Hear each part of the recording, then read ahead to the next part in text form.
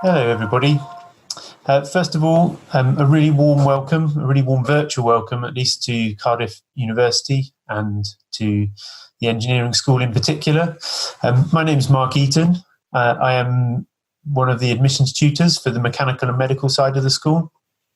And I'm just going to take a few minutes to talk you through a brief introduction to the engineering school, give you some idea of what to expect if you were to come here and study mechanical medical engineering, and particularly kind of course content, and then also the sort of learning environment, so how we actually deliver and support learning within the engineering school. So we're a very highly regarded engineering school. In the last research excellence framework assessment, we were ranked top 10 as an engineering department in the UK, and we were ranked top for impact. And what that means is that the work we do in the engineering school has the largest demonstrable impact on society. So we can demonstrate that we've had economic benefits to companies, that we've improved the safety of infrastructure, and we've improved quality of life, for example, for arthritis patients. You may wonder what this has to do with sort of undergraduate teaching, but we think it's really important that both our research and our teaching is focused at generating benefit and impact to society. And we want to put out graduates who can go straight into industry and provide benefit to employers. And we do this, one of the ways we do this is by having very broad and long-standing industrial links.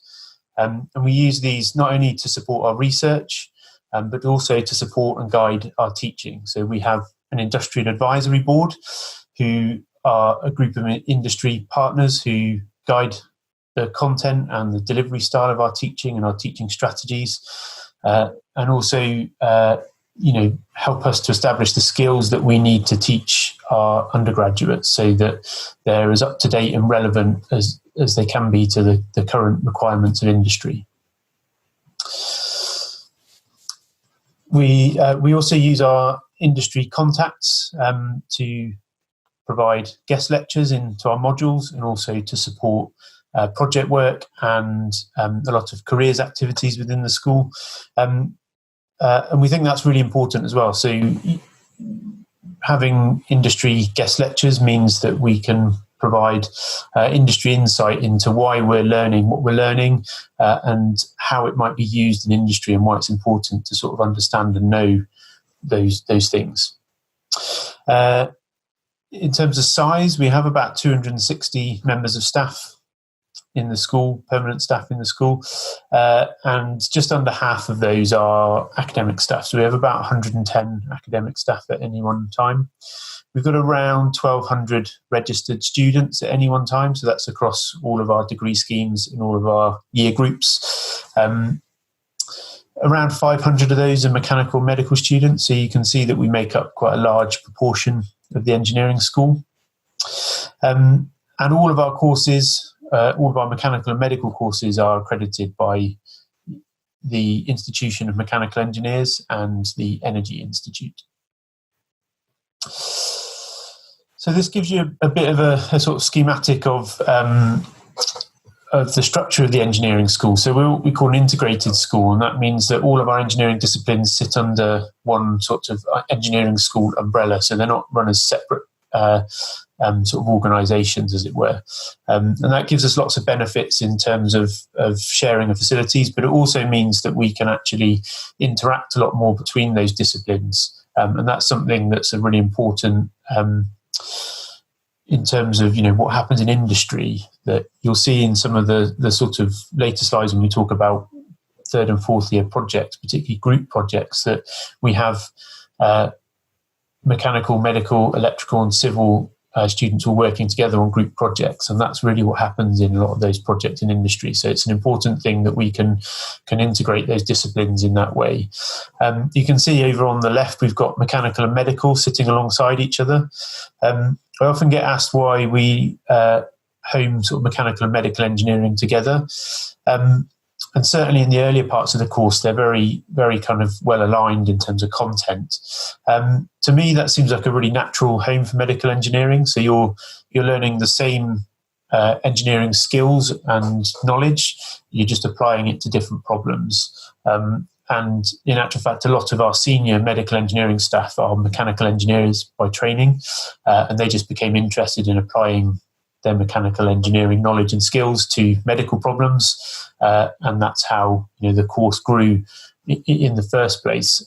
When they did their degrees, there wasn't such a thing as a medical engineering degree, so they sit together really naturally, I think, and they.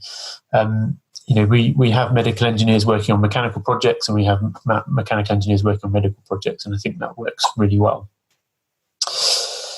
Within the sort of mechanical and medical side of the school, we have around about 40 of those academic staff are mechanical and medical staff, and we have leading experts in a really wide range of engineering fields. These are just a few examples. So we have things like aerospace and automotive, energy, both in terms of renewable energy and in terms of sort of combustion and sort of power generation through burning gas and coal and that sort of thing. Lots of experts in manufacturing and materials, and also in kind of biomechanics. So looking at forces in the body, how we walk, how illnesses like arthritis affect our motion, how trauma affects the body, so things like car crashes and safety and head impacts and that sort of thing as well. And obviously that all couples into our teaching as well, being able to give relevant examples, but also to be able to provide projects with really up-to-date engineering challenges. So if you were to come here and study, what sort of thing could you expect? Well, for the first couple of years, we focus on core engineering knowledge and building up core engineering knowledge, and also sort of skills and techniques. So it's quite high contact hours for the first few years. So, in excess of 20-hour contact hours a week. I like to think the best way to think of that is very good value for money. But the sorts of things you'll be studying are things like mechanics, where you'll be looking at how you work out how forces are applied to structures, how those forces transmit through the structure, and then working out how much that's going to deflect, whether it's likely to break, whether that's suitable for whatever you want that structure to do. Looking at materials and manufacturing, so understanding what different materials are available, what their properties are, how expensive they are, how you can machine, manufacture and form them into shapes, and how much that costs, and how you select the appropriate materials for your requirement, which can be linked both to how many you want to make, how fast you want to make them, but also how strong or light you want something to be as well. We have engineering analysis, which is basically kind of continuing to develop your math skills to support a lot of the theory that we build on through those other modules. We have also thermofluids, which is looking at fluid dynamics and thermodynamics, so looking at things like pipe flow, pump operation, heat transfer, heat exchangers, combustion for power generation and for jet engines and that sort of thing. So a really wide range of general engineering skills and knowledge.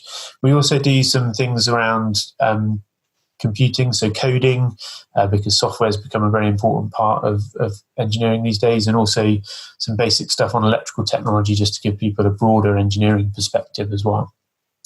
And all of these things are supported by a number of practical applications as well. So most of the teaching content has a number of laboratory exercises linked to it. So, for example, I teach a lot of materials, and I also teach a lab on materials testing, and there are labs on fluid flow and heat transfer and all sorts of things that tie up to the teaching content too. And within those practical exercises as well, we also get you into the workshop and show you how some of those manufacturing techniques work, and you get to see the sort of pros and cons and limitations of those in reality. We teach you how to use CAD software to be able to design and draw things. We teach you how to use finite element software so you can analyze much more complex structures and geometries. And we also have a number of group design activities where you actually have a task to design something within a brief, and then you have to make it and see how easy your design was to make, and then test it and see if it worked in the way you thought it would. So these are really useful sort of practical developmental projects. And then that practical aspect of the course really grows throughout the year. So in the third year, you have an individual project, which makes up about a third of your year. And the contact hours go down slightly because of that. And you have a lot more options in your course content. And so rather than the core engineering principles, we're looking at a lot more specialist modules now, and things like tribology. So that's like gears and bearings, in more sort of advanced materials, so things like composite materials.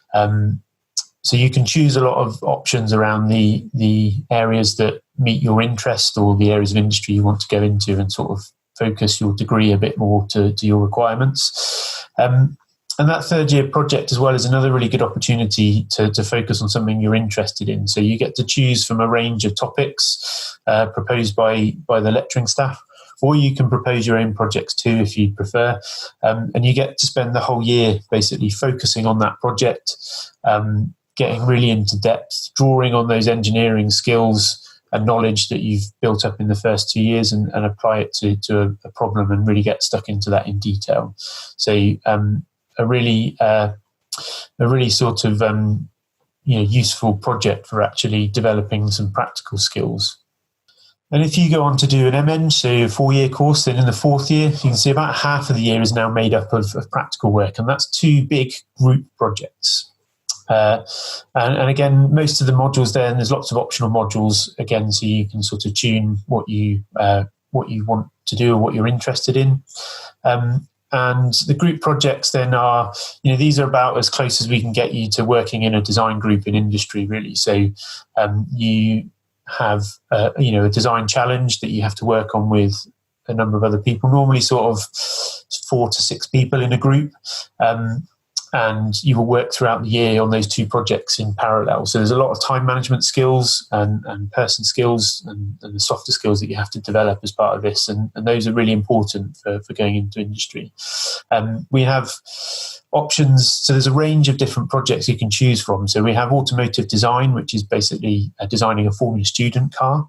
And you can work on different aspects of that around, suspension design, aerodynamics, engines. We're now working with the electrical department on developing an electrical drivetrain and that sort of thing.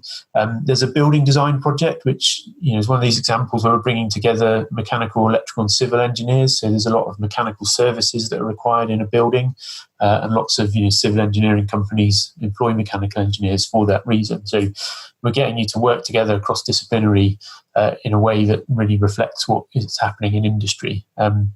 There's a renewable energy project that looks at things like solar power and wind power, and lots of things around, the civil aspects of how you build those facilities, the mechanical aspects of the gearboxes in wind turbines, the structure of the wind turbine, a lot of the electrical stuff and how that integrates into the grid. So we're bringing together, again, all those disciplines to work on that. There's biomechanics type projects and biomedical projects where you can be looking at trying to study the actual biomechanics of the body, or looking at medical devices, or like protection for impact and that sort of thing. And there's also a mechatronics project, which is, again, multidisciplinary, and it tends to be bringing together projects that require mechanical and electrical aspects. So, we've had projects looking at designing space drones, projects looking at designing acoustic technology for surgical operations. So looking to check that when surgeons are doing up screws, they're not over tightening them and damaging bones, that sort of thing. So again, a lot of mechanical, medical, electrical kind of students working together on those projects. And as I said, these are really industrially focused. So there's a lot of input from our industry partners into them as well. And they're really hugely beneficial, I think, in preparing students for going into industry after graduation. And I think we often get really good feedback from our students about this as well, in terms of how much they enjoyed the project, how much they kind of learned and developed throughout the process of the project, and particularly once they've gone into industry and they reflect back on that. We catch up with some of our graduates, and they tell us how useful they found some of the skills they developed in these projects as they went into industry. So that's a brief overview of kind of the sort of content of the course, so the sorts of things you might be learning and getting up to. The last thing I wanted to do was just look a little bit at our kind of learning environment. So, how we teach and environments we teach in and what facilities are available. So we've, as of about a year ago, completely refurbished all our lecture theatres. So they're really high standard now. And they're all done in a similar style and to the same standard. And they also all have the same automated lecture capture system installed in them. So we record a video of the front of the lecture theatre, we record the slides, we record the audio, and we can also record a digital visualizer for writing notes and doing examples in lectures as well. And all those visual streams are presented together, and you can flick between them, and they're all overlaid with the audio for the lecture. And those are all automated with our timetable, so they record automatically and they're released automatically to the students. And that's all done through our online learning environment, which is a thing called Blackboard. So for each module, you can log in, you can find all the lecture recordings that have been released for that module so far. All the course notes are there. Any other links to resources are also available through your modules on the learning environment. We also use that Blackboard learning environment for running tests, just either a sort of summative tests where you actually get marks towards your modules for them, but also as just tests to allow you to kind of see how your knowledge is developing and whether you're keeping up to the sort of level we would like you to be. And we also run a number of assessments and submission of assessments through there. So all our assessments are electronic now, so you don't need to print anything. So any written reports are all submitted electronically, and they're all marked electronically, so you get all your feedback and your marks back really quickly all through that online portal.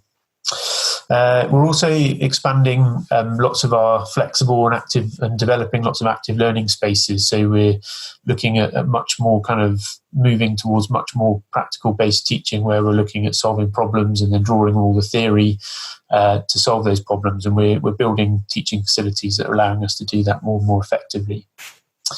And then around that, we've got computer rooms, so you can access computer rooms and software whenever you want. We've got at least one of our computer rooms is 24 hours, so you can access that whenever you like to, if you really want to access it at 1 o'clock in the morning. We have a library that's equipped with meeting rooms and other computer rooms that you can book out as well if you want to work with your project groups. And that, again, stays open till quite late during term time and is normally open, I think, 24 hours around exam time as well, if that's something that you feel like you want to take advantage of too. So that's what I really wanted to run through, just a quick overview of the school course content and some of the kind of benefits of our sort of learning environment and the nice things that we offer. I hope you found that useful. I know it's not quite as beneficial as being able to come and visit the school that you normally would on an open day. So hopefully you still find this useful anyway. And if there are any questions, then please get in contact and we'll do our best to answer anything that you're not sure about. So thank you very much for taking the time to watch this. I hope the quality and the audio has been okay. And very much hope to see some of you in Cardiff studying in the near future.